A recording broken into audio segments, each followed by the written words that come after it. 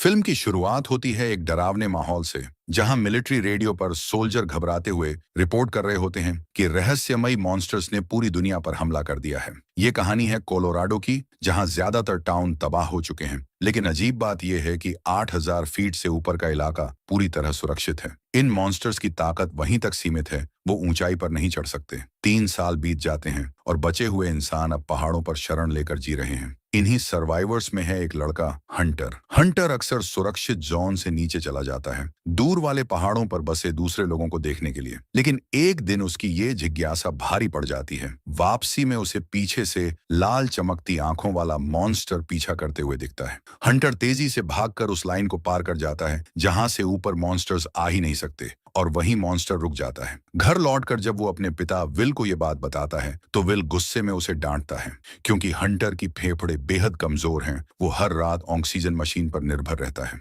अगर वो भागते भागते बेहोश हो जाता तो उसकी जान चली जाती। इसके बाद विल अपने पुराने दोस्त कैडी के साथ शिकार पर निकलता है।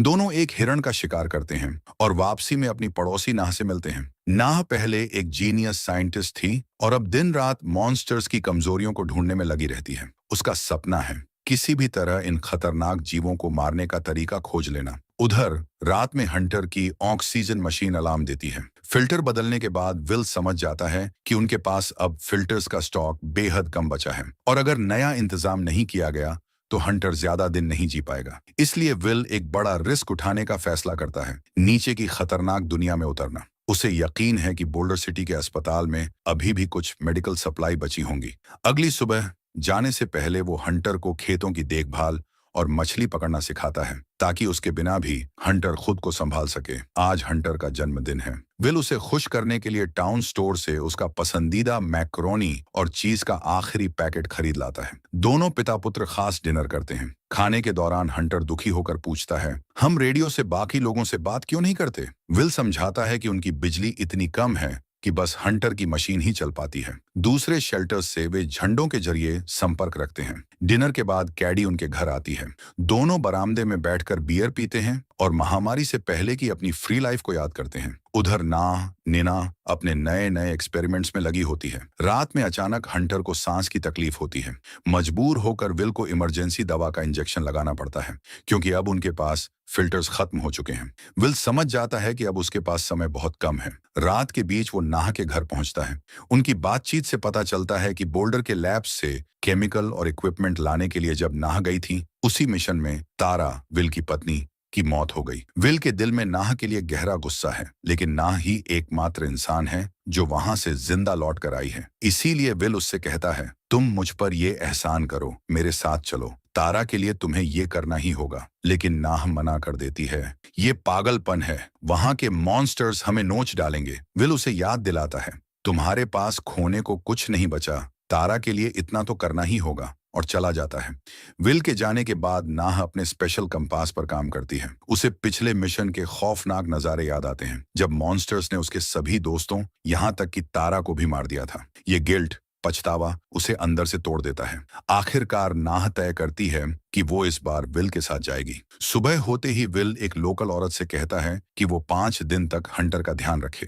वो हथियार और गोला बारूद लेकर निकलने की तैयारी करता है। तभी कैडी आकर उसे टोक देती है, तुम ऐसे ही चुपचाप चले जाओगे, अपनी जान गंवा दोगे और हमें बताए बिना? कैडी ने अचानक ठान लिया कि वो भी इस मिशन में जाएगी। उसे विल के लिए कुछ महसूस होता दिख रहा था। जब विल ने मना किया कि तुम नहीं जा सकती, तो कैडी ने कह दिया, मैं जा रही हूँ और मैं तेरे साथ ही जाऊंगी। वह जिद पर अड़ी रही। अकेला छोड़कर जाना ठीक नहीं है। नाह पहले ही तैयार बैठी है। वह कैडी को चेतावनी देती है कि जो मॉन्स्टर्स पास से दिखते हैं वो पहाड़ से दूर दिखने वाले मॉन्स्टर्स नहीं हैं। ये सीधे इंसानों पर टूट जाते हैं। गोलियां इन पर ज्यादा असर नहीं करती। एक ही तरीका थोड़े समय के लिए इन्हें रोकने का, सटीक टारगेट, चेहरा। उसे सीधे सिर पर गोली मारो, तभी वो रुकते छूटते हैं। विल हंटर से वादा करता है कि 5 दिनों में वापस आ जाएगा। हंटर ये सुनकर कटुता से याद दिलाता है, मेरी माँ ने भी यही कहा था, और फिर वापस नहीं आई। वायदा और पुरानी यादों की चोटें बाद में भावनात्मक तनाव पैदा करती हैं। ग्रुप ने ऐसा रूट चुना है जिससे वे जितना हो सके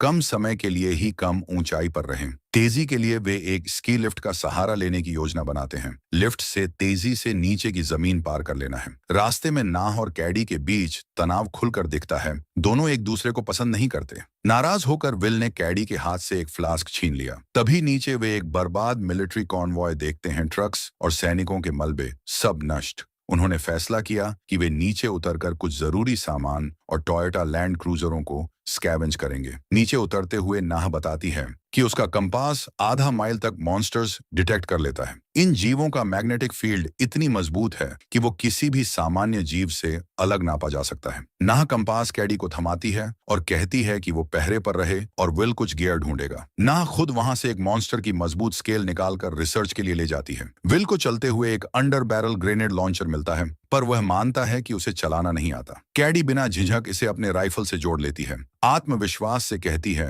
मैं टेक्सास की हूँ या लुइजियाना, मेरे पापा ने मुझे ऐसे हथियार चलाने सिखाए हैं। सब तैयार होते हैं। अब उनका लक्ष्य है किस्मत पर भरोसा करके तेजी से नीचे से गुजरना और बोल्डर के अस्पताल तक पहुंचना। रास्ते में नाह और कैडी के बीच पुरानी दुश्मनी खुलकर सामने आ जाती है। नाह कैडी पर ताना कसती है कि वो अपने मरी हुई दोस्त के पति के साथ फ्लर्ट कर रही है। ये सुनकर कैडी भड़क जाती है और पलटकर कहती है, तारा की मौत तेरी वजह से हुई थी। बहस इतनी बढ़ जाती है कि दोनों आपस में हाथापाई करने लगती हैं। हालांकि गुस्सा थामकर ग्रुप आगे बढ़ता है। चलते चलते उन्हें जंगली घोड़ों का बड़ा झुंड दिखता है। ये इस बात का संकेत था कि नीचे की दुनिया में इंसानों के बिना नेचर फिर से फल फूल रहा है। आखिरकार वे एक पुराने स्की रिजॉर्ट तक पहुंचते हैं, जहां से लिफ्ट उन्हें अगले पहाड़ पर ले जा सकती थी। तभी नाह के कंपास पर अलर्ट आता है, एक मॉन्स्टर बहुत पास है। कैडी भागकर ऊंचाई की तरफ जाना चाहती है, लेकिन नाह कहती है कि वक्त नहीं है। विल नाह का साथ देता है और तुरंत लिफ्ट के कंट्रोल रूम की तरफ दौड़ पड़ता है। जैसे ही मॉन्स्टर करीब आता है, कैडी अपने ग्रेनेड लॉन्चर से उस पर हमला करती है।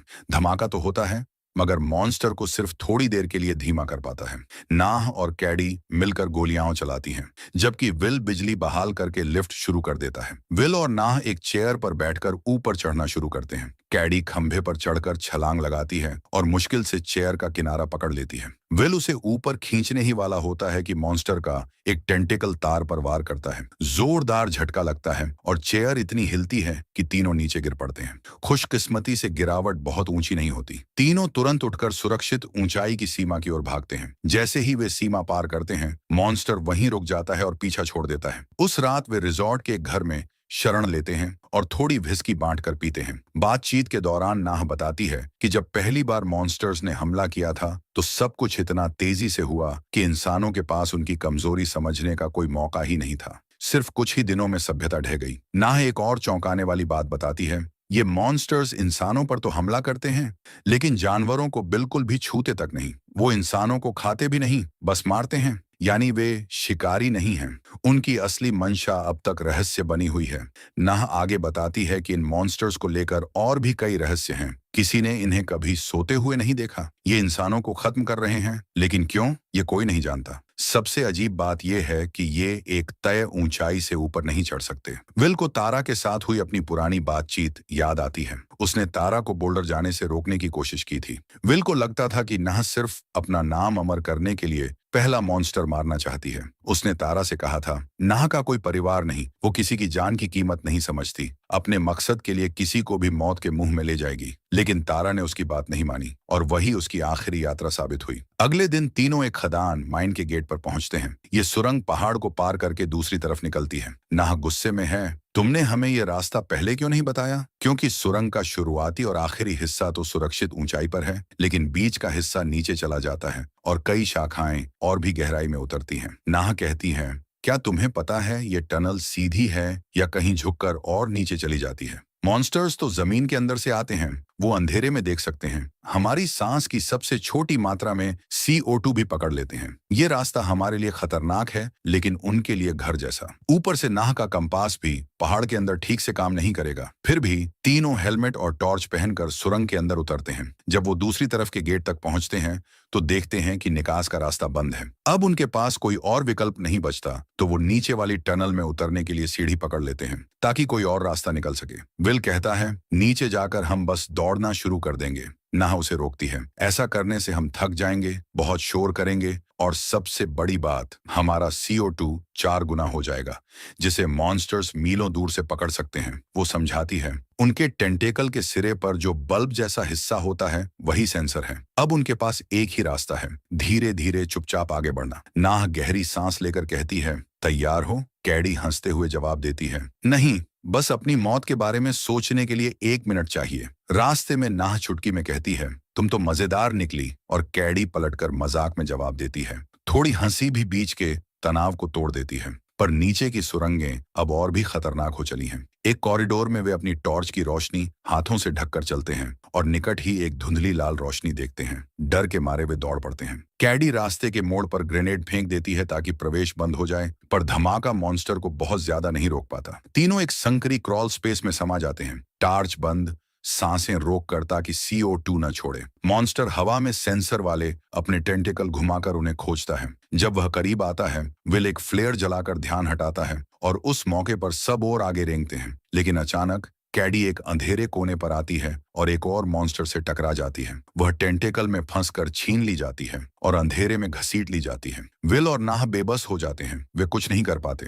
वे एक पास की सीढ़ी से ऊपर चढ़कर सुरंग से निकलकर सुरक्षित जगह पर पहुंचते। वहीं वे कुछ देर के लिए कैडी के लिए रोते हैं, फिर दुख दबाकर आगे बढ़ते हैं। रात को एक रेंजर हाउस में शरण लेकर विल एक पैकेट मैक्रोनी और चीज पाता है, हंटर का पसंदीदा। वह सोचता है कि उसने कितनी बार ये बनाया है, और हंटर की वो मासूम मांगे उसकी याद ताजा करती हैं। ये छोटा सा खाना, वह कहे तो, हंटर के लिए किसी तरह का आराम है, इतना कि वह इसे बार बार मांगता रहा। आग के पास बैठकर नाह अपनी थ्योरी शेयर करती है। उसने देखा है कि मॉन्स्टर की स्केल्स एक इलेक्ट्रोमैग्नेटिक फील्ड पैदा करती हैं। अगर कोई गोली इस फील्ड को डिसरप्ट कर दे, जैसे कि एक स्पेशल बुलेट जिसमें पैरासिटिक मटेरियल बाउंड हो, तो सिद्धांततः यह मॉन्स्टर के अंदर 1,00,000 वोल्ट का अंतर पैदा कर सकता है और एक छोटा सा अंदरूनी विस्फोट कर सकता है, यानी एक तरह की मैजिक बुलेट जो उन्हें उड़ा दे।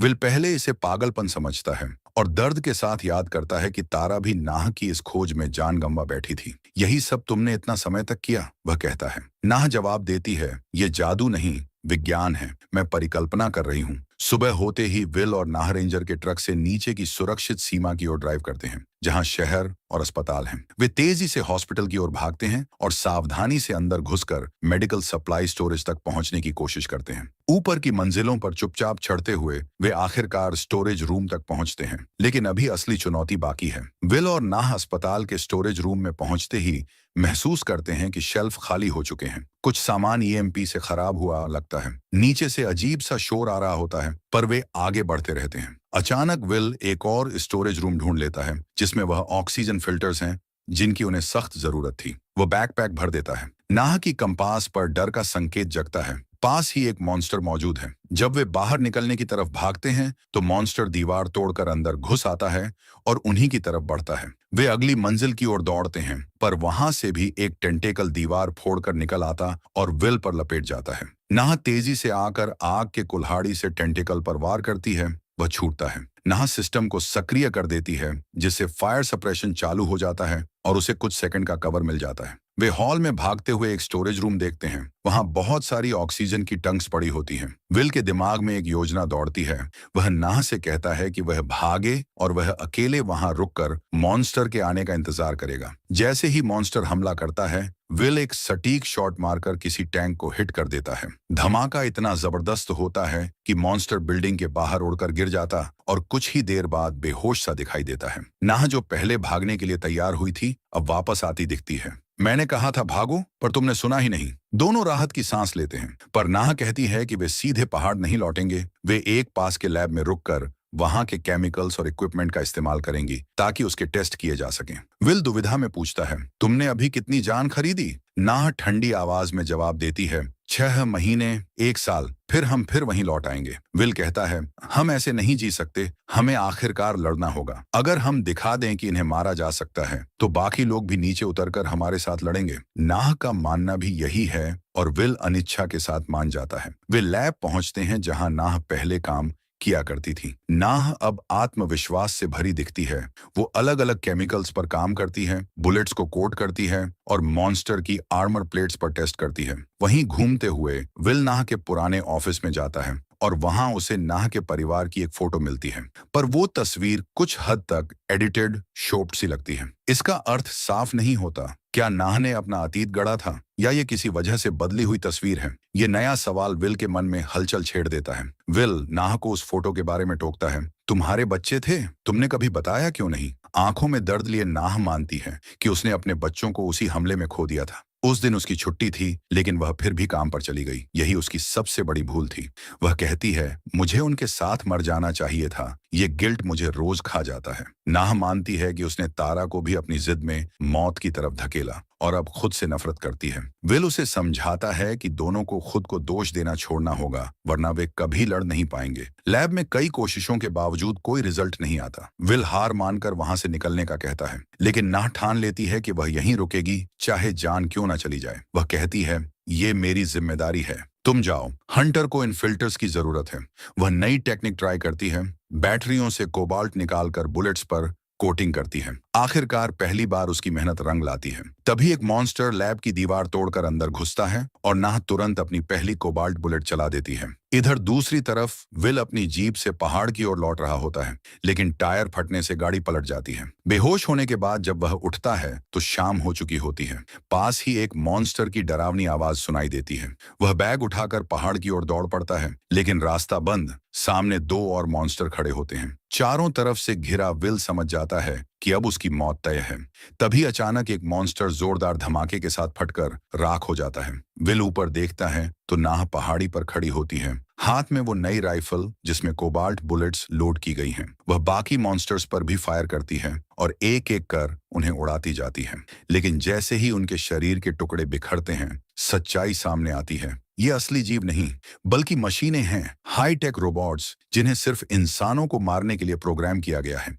वे जानवरों को छूते भी नहीं और 8000 फीट से ऊपर नहीं चढ़ सकते। विल और नाह आखिरकार गांव लौटते हैं। हंटर अपने पिता को गले लगाकर रो पड़ता है। वहीं नाह गांव के पोल पर जॉली रॉजर का झंडा फहराती है, ताकि बाकी बचे इंसानों को पता चले कि अब लड़ाई शुरू हो चुकी है। रेडियो पर खुशखबरी फैलती है। लोग कोबाल्ट बुलेट्स बनाना शुरू करते हैं। नदी किनारे बने मेमोरियल पर विल और नाह कैडी के नाम की एक बुलेट रखते हैं, उसकी कुर्बानी को सलाम करते हुए। इसके बाद इंसानों की टीम पहाड़ से नीचे उतरती है, नई हथियारों से लैस होकर। कैमरा आसमान से पूरे लैंडस्केप को दिखाता है, जहां दूर दूर तक धमाके हो रहे हैं और मॉन्स्टर रोबोट्स एक एक कर तबाह हो रहे हैं। मानवता अब हार नहीं रही, इंसान अब वापस लड़ रहा है। और इसी उम्मीद भरे पल पर फिल्म खत्म होती है। अगर आपको यह वीडियो पसंद आई हो तो लाइक जरूर करें, चैनल को सब्सक्राइब करें और मिलते हैं अगली वीडियो में। तब तक के लिए धन्यवाद।